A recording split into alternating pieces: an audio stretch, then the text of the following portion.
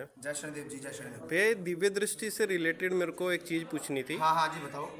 लोग बाग आजकल ना 1 घंटा जैसे किसी ने आसन लेके मंत्र जप कर लिया जी और उसके बाद आधा घंटा ध्यान कर लिया जी और 10 मिनट त्राटक कर लिया। जी। तो सब लोग ये बता तो देते हैं, लेकिन दिव्य दृष्टि और सारे चक्र एक्टिवेट होने में कितना टाइम लगेगा, 1 महीना 2 महीना, ये कोई नहीं बताता। तो आप इस पे बताइए कुछ। भैया देखो, मैं ये बता देता हूँ डॉक्टर साहब। पहले तो सबसे बड़ी दिक्कत कमी कहाँ आ रही है? कर सब रहे हैं। आज का यूथ बहुत अग्रसित है इन सब चीज़ों को लेके। यूट्यूब पे छाया पड़ा मामला, सब कुछ यही देख रहे हैं। सब हॉरर से जुड़ा हुआ, पॉडकास्ट से जुड़ा हुआ, और तुम्हारा कैसे देवी देवताओं को कैसे सिद्धि अर्जित करें, कैसे करण पिशाचनी को पालें, कैसे पिशाचनी को पालें, कैसे जो है अप्सरा आ जाए, कैसे जो है 10 विद्याओं की साधना कर लें। इस तरीके से कर तो सब रहे हैं। दिक्कत यहाँ आ रही है कि किसी गुरु के पास मंत्र लेने गए, अब तुमने कहा जी मेरी इच्छा है, मुझे ये मंत्र दे दो, मुझे करना है ऐसे। अब क्या होता है, वहाँ वहीं प्रॉब्लम शुरू हो जाती है। सबसे पहले तो इस बात की जांच करने वाला कोई है ही नहीं कि क्या आपके घर में पितरों का दोष तो नहीं चल रहा, क्या आपके पास कोई आपके साथ कोई नेगेटिव चीज तो नहीं चल रही जो इस मंत्र को फलित भी होने देगी कि नहीं होने देगी, जो इस मंत्र को उत्पन्न होने भी देगी ऊर्जा को कि नहीं होने देगी। क्योंकि कई बार तो शरीरों में चुड़ैलें बैठी होती हैं, शरीरों के साथ चीजें चल रही होती हैं जो शरीरों में दर्द भार करती हैं, हमारे विचारों को बदलती रहती हैं, मलिन विचार करती रहती हैं, मानसिक तनाव बना के रखती हैं, जिनसे हमारे अच्छे परिचय चल रहे हैं रिश्तों को खराब करती हैं, और साथ में घर में पितरों का दोष चल रहा होता है। तो हम करते रहते हैं किसी के गुरु के द्वारा दिए गए मंत्रों का, लेकिन जो ये दोष है उसका निवारण कभी करवाते नहीं है। तो जब निवारण नहीं करवाएंगे तो फलित कहां से होगा? पहली बात तो ये जान, ठीक है। और जब वो फलित होना शुरू होता है इस दोष को खत्म होने के बाद में, तो सबसे पहले वो ऊर्जा तुम्हारे शरीर की मलिनता को दूर करती है, फिर वो नाड़ियों के विकारों को दूर करती है। ये काम ऑटोमेटिक चलता है। तुम्हारे ईस्ट की तरंग जब तुमसे जटनी शुरू हो जाती है, तो कभी भी पहली बात तो मैं ये बता दूं, भगवान से कुछ मांगना नहीं चाहिए। भगवान से हमेशा भगवान को मांगो जब भी भक्ति करो।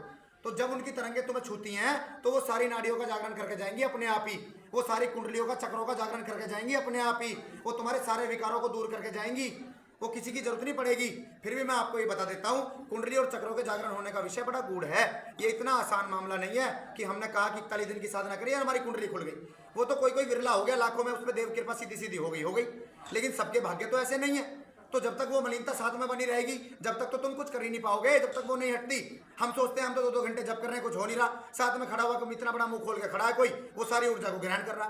तो पहले तो ये जचवाने की जरूरत है हमें कि हमारे साथ कोई गंदी चीज तो नहीं है, हमारे घर में पितरों का दोष तो नहीं है, कि क्या कुछ हम करें हमें फलित होगा कि नहीं होगा ऐसे। क्योंकि दोष हटवाने की बहुत ज्यादा जरूरत है। दोष जब हट जाएगा उसके बाद ये चीजें आपको फलित होती हैं। तो सबसे पहले वो ऊर्जा बढ़ती है ना, तो वो आपके रोम रोम खुलते हैं, उसके बाद में वो सहस्रार से एक शीतलता प्रदान होती है, धीरे धीरे शरीर में जो ऊर्जा है वो रोटेशन बढ़ना शुरू होता है। पहले तो ऊर्जा रोटेट करती है शरीर में, जैसे झंझनाहट महसूस होगी, वाइब्रेशन महसूस होगी, उसके बाद मूलाधार नाभि मंडल का भेदन, उसके बाद हृदय चक्र से होती हुई, और उसके साथ साथ में फिर ये आज्ञा चक्र और सहस्त्रार को टच करती है। ये सिर्फ ऊर्जा कर रही है, अभी इतना कार्य है। हमारी ना कुंडली खुली है ना चक्र खुले हैं अभी, ठीक है डॉक्टर साहब। तो उसमें क्या करना होता है, ये खुलने का जो समय होता है इस वाइब्रेशन के बाद का समय होता है। पहले सेंसेशन शुरू होती है मूलाधार से।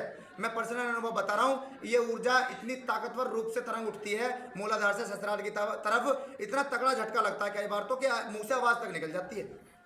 आई समझ में? ऐसा लगता है कि गिरे कहीं बहुत नीचे गिर गए।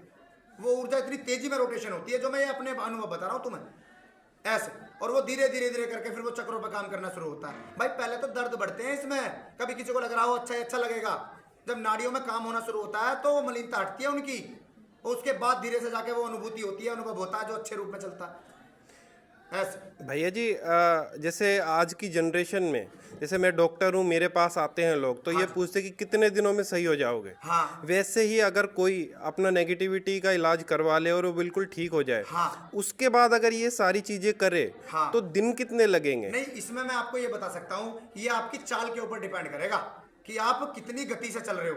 अगर नकारात्मक ऊर्जा नहीं है तो आई समझ में। अगर मैं कह दूं भाई तेरा 1.25 महीने में हो जाएगा, अब मुझे क्या पता 1.25 महीने में तेरी चाल कैसी है भाई, है तुम्हारा भाव किस प्रकार से प्रकट हो रहा है, तुम बैठ के कर भी पा रहे हो कि नहीं कर पा रहे हो, कोई उच्चाटन तो नहीं हो रहा किसी प्रकार का।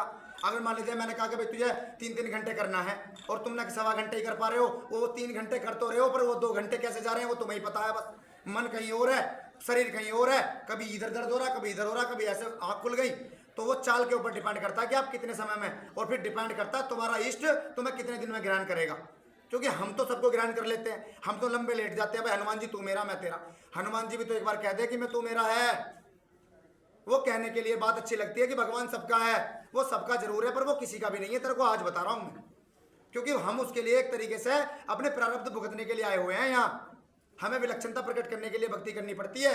अगर ऐसा ना होता, वो सबके लिए बराबर ही काम कर रहा होता, फिर साधु महात्मा तपते क्यों? फिर उनकी आंखें कोटर हो गई हैं, उनकी पसलियां धस गई हैं, शरीर पे मांस का एक टुकड़ा तक नहीं रह गया उनके, तो फिर वो इतनी भक्ति क्यों करते जब वो सबका सब कुछ सरलता से मिलता होता? तो मुझे बता, तो कुछ तो भेद है, उसको पाने के लिए कुछ तो मेहनत करनी पड़ रही है। इसका मतलब वो फिर सबका उस हिसाब से नहीं है। वो भक्ति जब हम विलक्षणता से करेंगे तो विलक्षणता के रूप में हमें प्राप्त होगा। हमें उसने तो हम उसके अंग हैं, एक तरीके से तत्व हैं, अंश हैं, तो उसने तो हमें हमारे प्रारब्धों के अनुसार यहाँ भेज दिया कि जा भाई और अपना कर्म करो, और जो कर रखा है उसके अनुसार भुगतो। ठीक, लेकिन हमें विलक्षणता प्रकट करने के लिए तभी तो फिर, अगर एक बार बताओ, अगर 108 हनुमान चालीसा में आ रहा तो फिर एक महीना आ जाएगा वो, अगर कोई भेद नहीं है तो फिर क्यों 108 करने की जरूरत पड़ती है? तो फिर तो एक में ही हो जाएगा सारा काम। तो इसलिए हमें ये वाली बात आपकी चाल के ऊपर डिपेंड करती है कि आप किस भाव से बैठ के उस भक्ति को कितने समय के लिए कर पा रहे हो। ये जय शनि।